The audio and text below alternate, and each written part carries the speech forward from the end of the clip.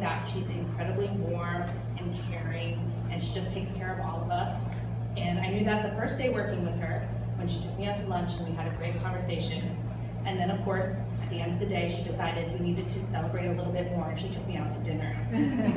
I'm so lucky that when I was starting working here with everyone and with the trustees, that she was here to help me and learn about Barnard, this very special place that we all belong to. And I'm so glad that all of you are here tonight to help her move on to the next exciting chapter of her life, and she's had a few. So thanks, DiAnn, and I'm so happy that I know you. So if I can have President DiAnn come up and say a few words now.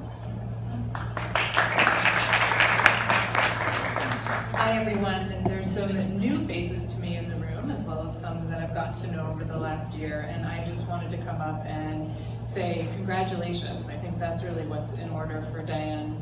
I haven't admittedly gotten to work with you for too long, only about a year, but always talking to either my past presidents or people in my office, the phrase, DiAnn would know.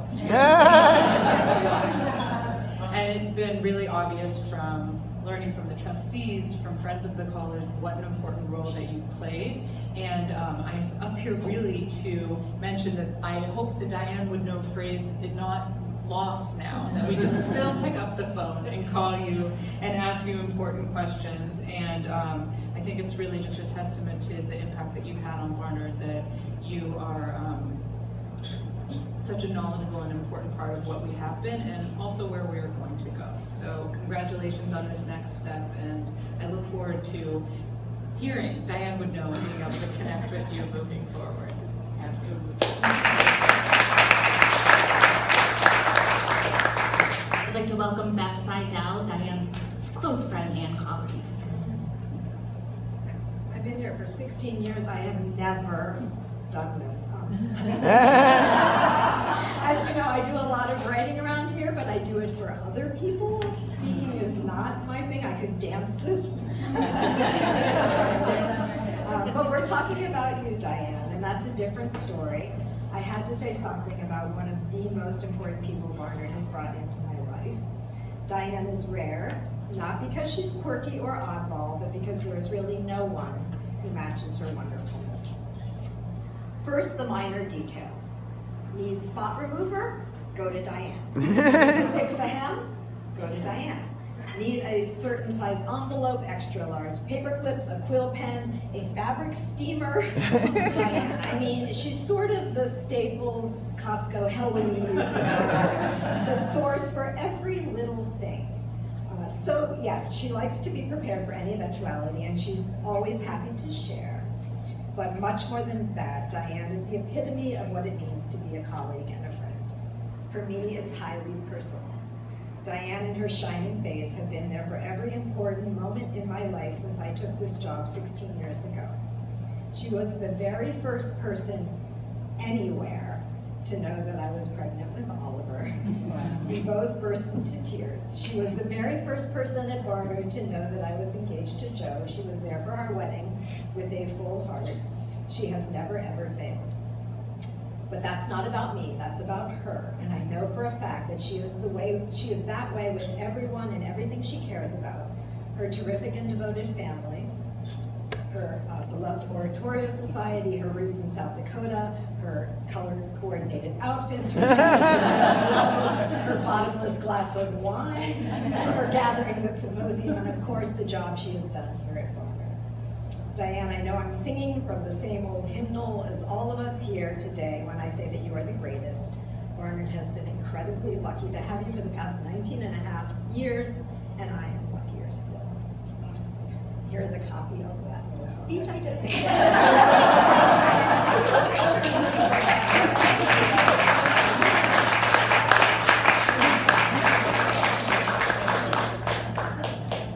May I ask Jolene to come up and say a few words about her board secretary? Okay, DiAnn. So I know you arrived at the college in 1998.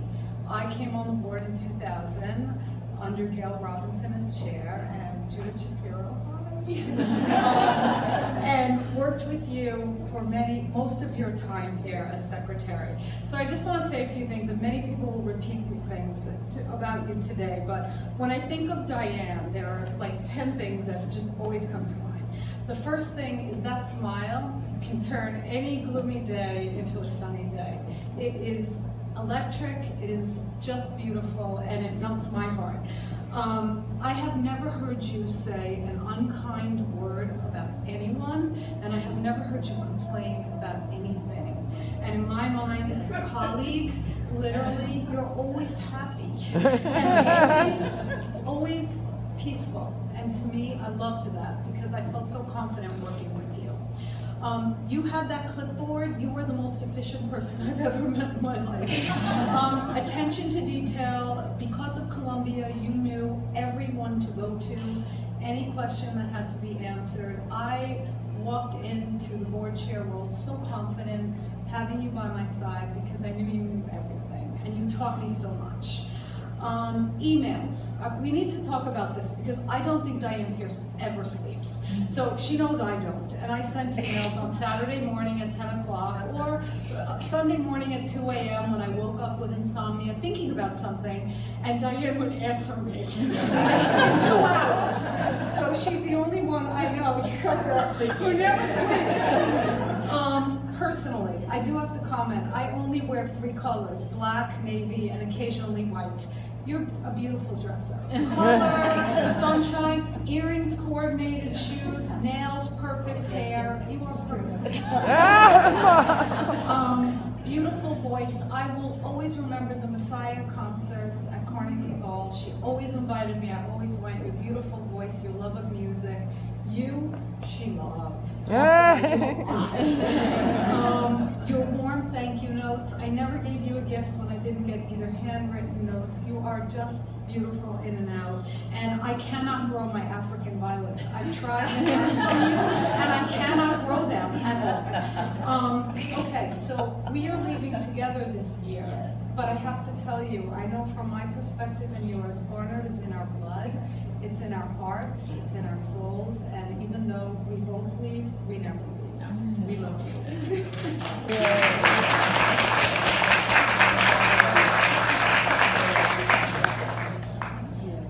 And now may I ask Judith Shapiro to come up and say a few words.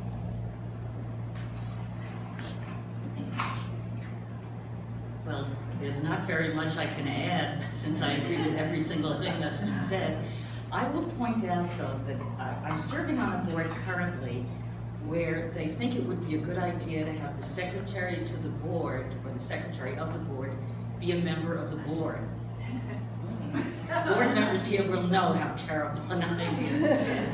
This is called We Are Professionals, Don't Try This at Home. And DiAnn saw that everything that needed to be prepared for a board meeting, from materials, writings, background readings, food, soup, nuts, everything, was exactly as it should be. The individual board members had what they needed. And as you've already heard, DiAnn was also a wonderful, gracious, delightful, interesting, supportive colleague and friend. You've heard about the singing. And she's also brought back, this is down memory lane. I mean, people are here in this room together who haven't seen each other for quite some time. So DiAnn is a wonderful singer as well. And of course, she speaks Portuguese. There is nothing, and I mean nothing, that this woman does not and cannot do. So, what can one say besides thank you, thank you. We're going to stay in touch, and you're going to have the most wonderful, lively, busy retirement one can imagine. Oh, DiAnn.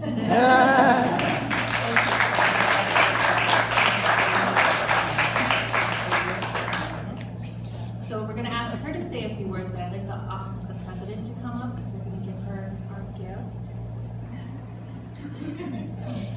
It relates to one of her interests. You should, yeah.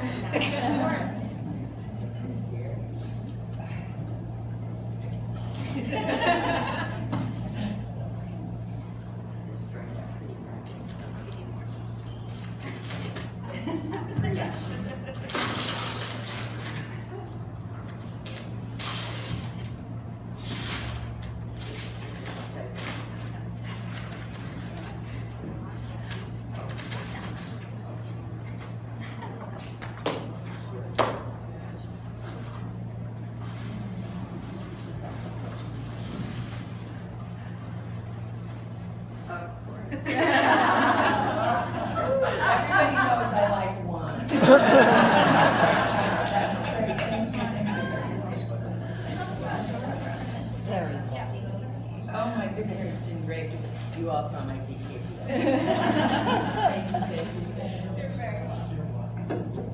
Let me just say thank you to all of you for being here today. And I'm Joe. Excuse me, you surprised me when I was not paying attention. Hi, Cindy.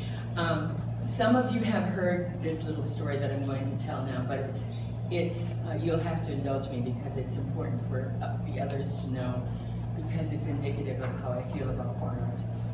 I worked at Columbia before I came to Barnard. I was over at Columbia for 7 years. I was very happy at Columbia working for the trustees over there. And then this position opened up over here. I was number 2 over there, and I didn't qualify for the secretary of the university because they require an advanced degree, which I do not have.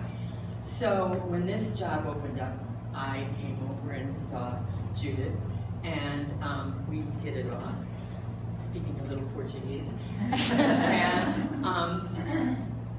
I have to say that I was very happy over there, and I didn't realize the difference. That's corporate America over there. This is mom and pop over here, and warm and fuzzy. And I was so lucky because the very week that I started this job, my late husband got really sick. And the president's office, from Judith on down, picked up everything that I couldn't handle at the time. And it was just as if that's the way they operate, and they do.